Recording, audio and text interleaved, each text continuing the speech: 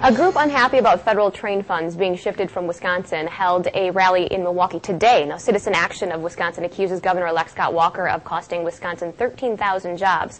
Well, joining us now to talk about the loss of federal funds is John Parkyn from the Wisconsin Association of Railroad Passengers. Thanks for being with us. You bet. First, start off by telling me what WISARP is so people understand your mission. Okay, Wisconsin Association of Railroad Passengers is a group of volunteers. They started as advocates for passengers when we still had more rail service, and then they migrated basically into educating the public about the benefits of rail as a third mode, you know, not replacing air or auto, but certainly complementary to both. How does WISARP feel about the loss of this funding? Appalled. You know, we've worked for several decades.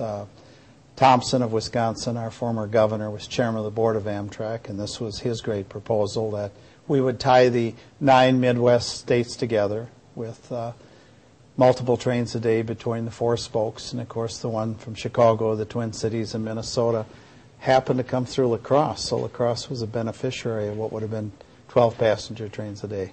What does your organization do now with your mission being just to kind of advocate and inform the community? Now this money is gone. You know, are your hands tied? Where do you go from here? Well, we keep pushing. And this was a political action that many of us were almost offended by. You know, it's $810 million. The administration announced yesterday that 52% of it's being given to New York, and just under a third of it to Florida, 2 very high-income states by comparison to Wisconsin. And it's our federal tax money. And both political parties have campaigned for years that it was time to get a higher percentage of Wisconsin federal tax payments back into the states, so we finally did it. We created some new jobs at Talgo.